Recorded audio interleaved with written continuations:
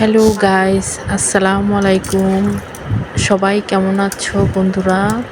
আমার ব্লগে সব বন্ধুদেরকে শুভেচ্ছা জানাচ্ছি। আজকে আমি একটা গরুর মাংসের রেসিপি দেখাবো বন্ধুরা। তোমাদের সাথে শেয়ার করব আমি কিভাবে গরুর মাংসটা পারফেক্টভাবে রান্না করলাম। প্রথমে আমি ধুয়ে নিলাম মাংসটা পরিষ্কার করে। গরুর মাংস ধুয়ে নিলাম।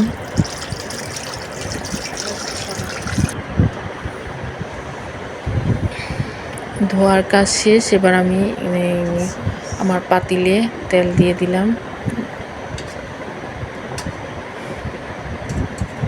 যথারীতি এখন দিয়ে দিব পেঁয়াজ কুচি,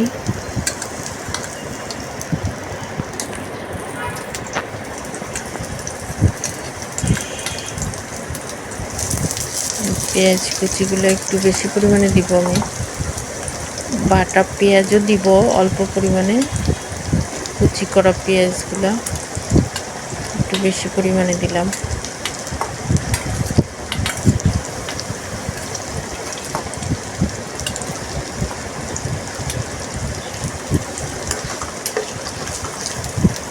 পেঁয়াজগুলো আমি ভেজে নিচ্ছি, একটু হালকা ব্রাউন কালার করে নেব। গাঢ় বাদামি করব না, কারণ গাঢ় বাদামি করলে তরকারিটা খেতে একটু তিতা লাগে। হালকা ব্রাউন করব, সেজন্য নেড়ে চেড়ে নিচ্ছি বারবার।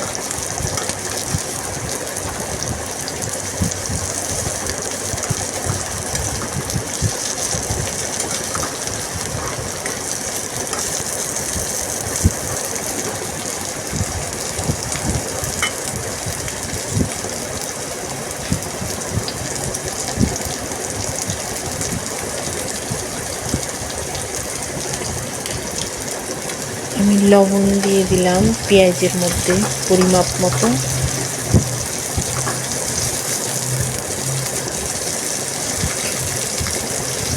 ছোট টেবিল চামচের 1.5 চামচ দিয়েছি লবণ। 1 কেজি পরিমাপ গরুর মাংস তো। আদা দিয়ে দিচ্ছি, পেস্ট করা ছিল আগেই এগুলো।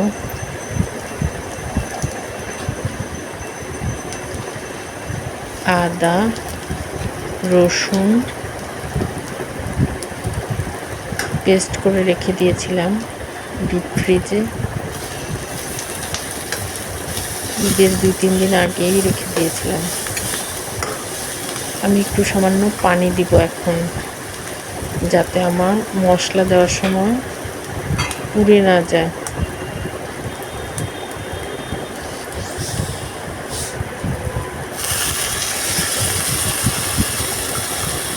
অল্প পানি অ্যাড করে দিলাম,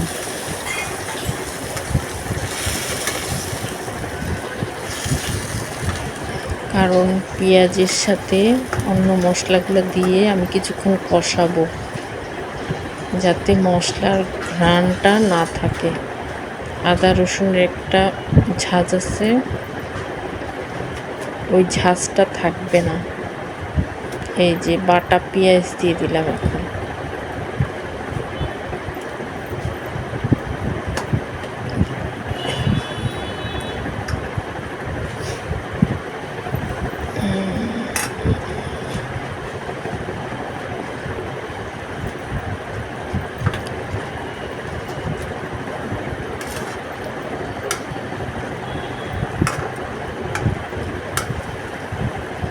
একটু নেড়ে চেড়ে নিচ্ছি। এরপর অন্য মশলাগুলো দিব, দিয়ে একটু ঢাকনা দিয়ে রাখবো।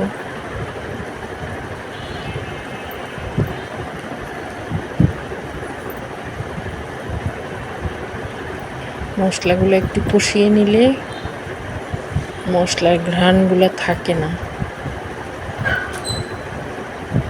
হলুদ দিলাম পরিমাপ মতো, মরিচের গুঁড়া দিলাম, ধনের গুঁড়া দিব। এখানে আমি বাজারের কেনা মাংসের প্যাকেটের মশলাও দিব, সেজন্য অল্প পরিমাপে দিচ্ছি মশলাগুলো।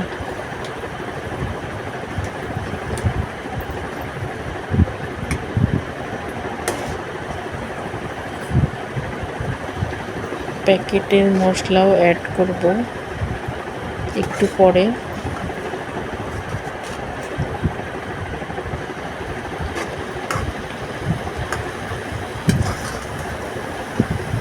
সব উপকরণ হাতের কাছে থাকলে আসলে রান্না করা খুব সহজ।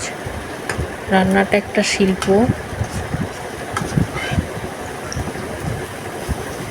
কারণ যিনি রাঁধুনি উনি খেয়ে তো প্রশংসা করে না,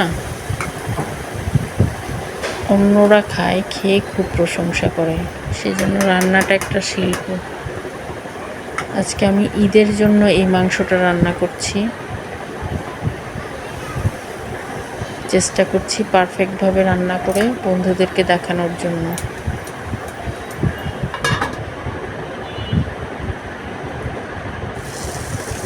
ঢাকনা দিয়ে দিলাম।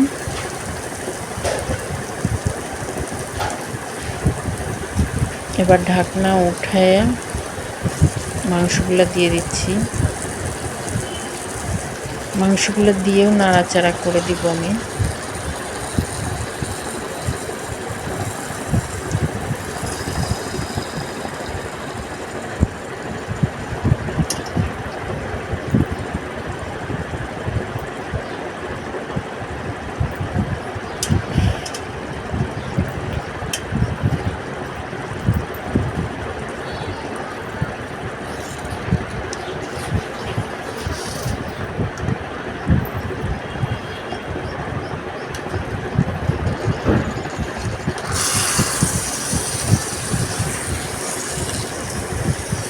বন্ধুরা, আমিও একটু রান্না বান্না কম করি, বেশি পাকাপোক্ত না রান্নায়, যার জন্য আমার মাংসগুলো নাড়া দিতেও অনেক কষ্ট হচ্ছে।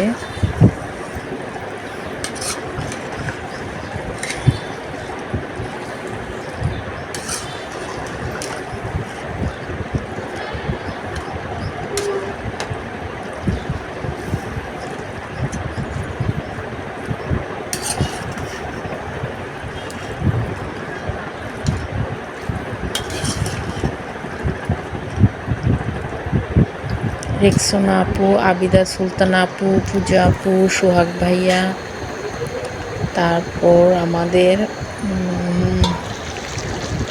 আরও অনেক আপু ভাইয়ারা আছে যারা সহজেই রান্নাবান্নাগুলো করে দেখায় ফেলায় বন্ধুদেরকে। আমি এতটা ইজিলি পারি না।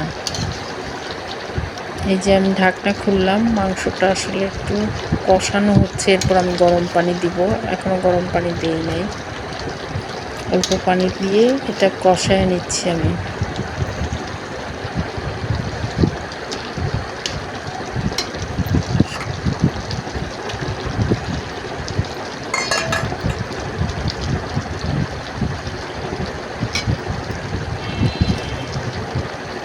এখন আমি 2টা টমেটো 4 ফালি করে দিয়ে দিছি। অনেক ভাইয়া আপুরা আছে যারা টমেটো কেচাপ ব্যবহার করে মাংসে।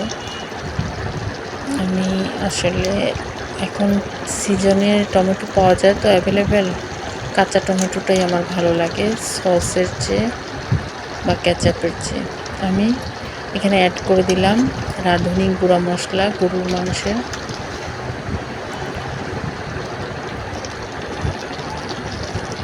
ঝাল আমি বেশি খেতে পারি না, সেজন্য মশলাপত্র একটু কম আছে আমার তরকারিতে।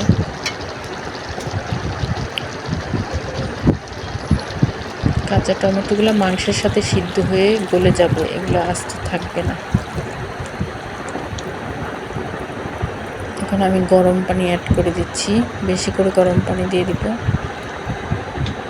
আর বলক ওঠার পর অল্প আঁচে মাংসগুলো আমি সিদ্ধ করে নিব, নিজে নিজে সিদ্ধ হয়ে যাবে। অল্প আঁচে বসায় রাখতে হবে 1 ঘন্টা।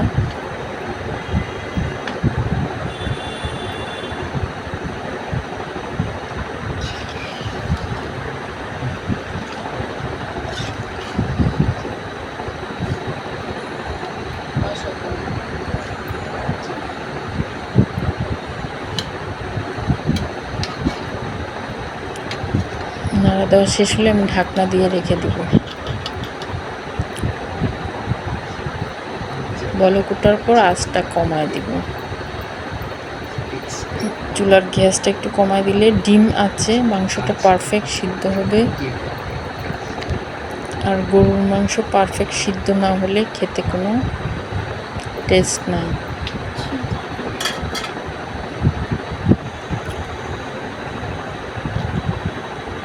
আর এটা যখন পারফেক্টভাবে হয়ে যাবে তখন তেলগুলো উপরে ভেসে উঠবে, মশলা টমেটো সব কিছু একসাথে মিশে যেয়ে তেলগুলো সব উপরের দিকে ভেসে উঠবে।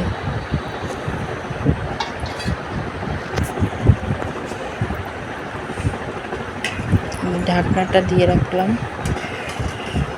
তারপর আবার ঢাকনা খুলে কিছুক্ষণ পর দেখলাম যে আমার মাংসের কালারটা এরকম আসছে।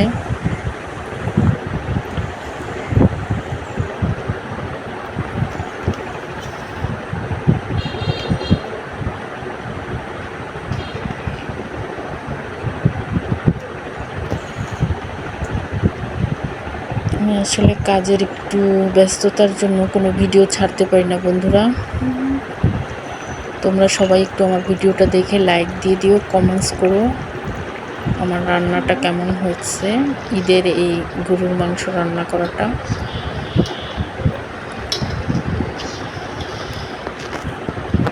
সবাই একটু লাইক দিলে কমেন্টস করলে আসলে ভালো লাগে, নিজের কাছে অনেক একটু আনন্দ লাগে।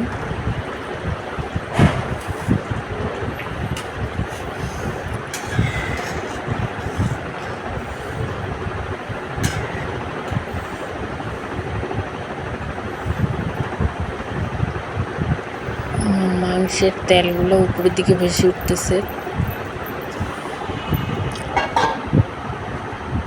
যদি টান দিত